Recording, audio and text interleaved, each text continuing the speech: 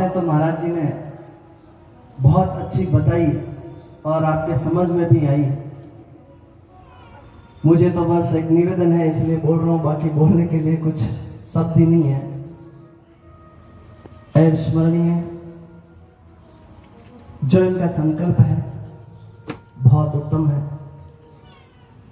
मैं आपके साथ में नागौर वासियों, शायद यहाँ कुछ बैठे हैं, मैं पला बड़ा हूँ, आप मुझे जानते भी हैं। महाराज जी ने श्रीमद् भगवद गीता का श्लोक कहा था, सच्चिदानंद रूपाय विश्वोत्पत्त्यादि हेतवे तापत्रय विनाशाय श्री कृष्णाय वयम नमः। तो भगवान जो सत्य का स्वरूप है, जो चित्त को आनंदित करने वाले हैं, ऐसे परम पिता परमात्मा जगदीश्वर का जो स्वरूप है वो आनंदित करने वाला है। और व्यासपीठ को नमन, जो हमेशा हमारे सनातन दर्शन को पूरे विश्व में दीप्यमान करने का काम करती है। साथियों, तत्व ज्ञान बहुत दूर की बात है। पढ़े लिखे ना तो ये पढ़ाई हमारी है, ना ये कानून हमारा है। हम सनातन धर्मी हैं। जो आदिकाल से चला आ रहा है वह सनातन है। जो सत्य है वही सनातन है। जो शाश्वत है वही सनातन है। जो हमेशा से चला आ रहा है वही सनातन है। सूर्य सत्य है इसलिए वो सनातन है। चंद्रमा सत्य है इसलिए वो सनातन है। जल सत्य है इसलिए वो सनातन है। और आपके घट पिंड प्राण में बैठी हुई आत्मा भी सत्य है इसलिए वो सनातन है। उस सनातन को आपको समझना पड़ेगा, उस सनातन को आपको सीखना पड़ेगा। और आप महाराज जी का 32वां पड़ाव है, मुझे हृदय से खुशी हुई। मैं भगवान को धन्यवाद देता हूं कि मुझे वैष्णव कुल में जन्म दिया। मैं ईश्वर को धन्यवाद देता हूं कि उन्होंने मुझे रामानंदी वैष्णव संप्रदाय पे आचार्य पीठ में बिठा के महंत बनाया। लेकिन मैं आपके ही समान, आपके ही बराबर हूं।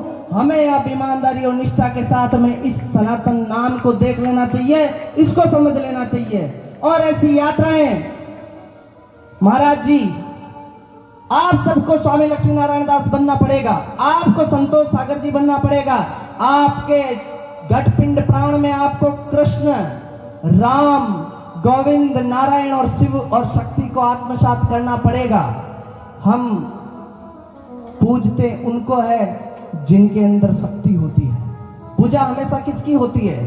शक्तिवान की होती है। इसलिए आप शक्तिवान बनिए। आतताई, इसी श्रीमद् भगवद गीता में 6 प्रकार के आतताई कहे गए हैं विधर्मी। समय कम है, बताऊंगा, समय ज्यादा लग जाएगा। तो जो विधर्मी है, आतताई है, यदि वो आपको कन्हैया कुमार बनाने के लिए आते हैं तो सबसे पहली तैयारी आपको ये करनी पड़ेगी कि आपको अपने प्रतिष्ठान और घर पर उस खड़ग रूपी शक्ति की स्थापना करनी पड़ेगी। और उस तलवार को मंत्र और उसको कुमकुम, मौली और अक्षत से पूजा करके आपको स्थापना करके रखना पड़ेगा। और जब आवश्यकता पड़ जाए तो आपको वो अर्जुन बनना है। गांडीव धनुष नीचे पड़ा है, वो अर्जुन बनने की आवश्यकता नहीं है, वो समय चला गया। अब आपको वो अर्जुन बनना है कि गांडीव धनुष आपके हाथ में है और तीर प्रत्यंचा पर चढ़ाया हुआ है। और यदि कोई दुष्ट आतताई आपके धर्म को, विप्र को, धेनु को, देवताओं को, हमारे संतों को और रामचरितमानस को यदि जलाने का काम करते हैं तो धर्म रक्षा के लिए आपको शस्त्र भी उठाने। और आज क्या स्थिति हो गई है, कितने देश भारत से विखंडित होकर के टुकड़े बन चुके हैं। हमें पुणे भारत को अखंड भारत बनाना है। मेरा संकल्प भी यही था और मुझे खुशी है ओमकार चैरिटेबल ट्रस्ट और ओमकार सनातन वेद शक्ति पीठ दोनों एक मंच पर हैं। मैंने सरकार की नौकरी छोड़ी, संस्कृत की बीए बीएड शास्त्री की, शायद आपको पता भी है। और इसी काठड़िया में मेरे पिताश्री का ननियाल है, फिंसा मिठाई वालों के। लेकिन मैंने कहा धन कमाना और परिवार पालना तो सब करते हैं, हमें सनातन और हिंदू दर्शन के लिए काम करना पड़ेगा। यदि ये शरीर भी त्यागना पड़े तो त्यागेंगे। लेकिन जो 30 करोड़ आतताई हो गए हैं इस राष्ट्र के अंदर, उनको धर्म का पाठ पढ़ाएंगे, हर मजार पर शिवलिंग स्थापित करेंगे, प्रेम से मानेंगे, धर्म की मर्यादा में रह करके चलेंगे, तब तो ठीक है। अन्यथा उनको यदि वापस भटके हुओं को अपने घर में लाना पड़े, इसके लिए हर घर में श्रीमद् भगवद गीता और शस्त्र स्थापित करना पड़ेगा। महाराज जी ने 4 वेद, 6 शास्त्र, 18 पुराण, 108 उपनिषद वेदांगों के बारे में बातें कही, लेकिन ये कलयुग है। इन्होंने कहा इतना समय भी आपके पास नहीं है। आप तो जो बॉलीवुड रूपी भांड जो कलाकार हैं उनको देखने में भी मस्त रहते हैं, और उनके द्वारा जो एजेंडा चलाया जाता है फिल्मों में भी, वो जो है अपनी जो पिक्चराइजेशन करते हैं वो केवल और केवल सनातन धर्म के खिलाफ उनकी मुहिम चलती है और उनको फाइनेंस डी कंपनी करती है। ये आप सब जानते हैं, इसको समझना पड़ेगा। आप उस धारावाहिकों से, इस मोबाइल के अंदर जो आप देखते हैं बिना फालतू के बच्चों को कार्टून, बिना फालतू के आप सीरियल्स या मूवी या नाटक, उनसे बाहर आइए। उनको आप रामायण, महाभारत और गीता दिखाइए और श्रीमद् भगवद गीता पढ़ा दीजिए। महाराज जी ने कहा 3.5 लाख बच्चों तक मैंने गीता पहुंचाई है। मैं कहता हूं ये कोई साधारण मानव नहीं कर सकता। गीता को एक बार पढ़ोगे तो समझ में भी नहीं आएगी, 2 बार पढ़ोगे तो कुछ थोड़ी बहुत कुछ पल्ले पड़ेगी, तीसरी बार पढ़ोगे तो कुछ भेजे में घुसना शुरू होगी। और जब पढ़ते जाओगे तो उसी गीता में 6 शास्त्र, 18 पुराण, 6 शास्त्र, 108 उपनिषद, योग, सांख्य, दर्शन, मीमांसा, नैतिक, न्याय, सारे शास्त्रों का समावेश केवल उस 700 श्लोक रूपी श्रीमद् भगवद गीता के 18 अध्याय में आपको मिल जाएगा। आप गीता पढ़ लीजिए, आपके सब संकल्पों का भी पूर्ति हो जाएगा और सब समस्याओं का समाधान भी उस श्रीमद् भगवद गीता में भगवान कृष्ण ने कहा। उसको आपको समझना पड़ेगा। आप आ गए, कथा सुन ली, चले गए, इससे काम चलने वाला नहीं। आपको संकल्प लेना पड़ेगा। दोनों हाथ उठा करके आप संकल्प लेंगे।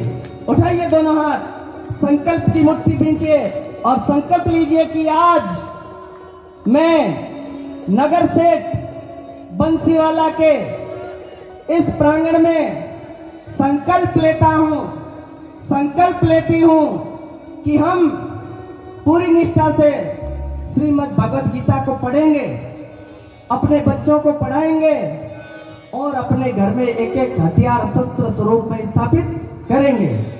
यदि आप ये कर लेंगे तब राष्ट्र बचेगा, धर्म बचेगा। समय की अल्पता, मुझे भी वापस जोधपुर आश्रम जाना है। बहुत बहुत आभार, धन्यवाद।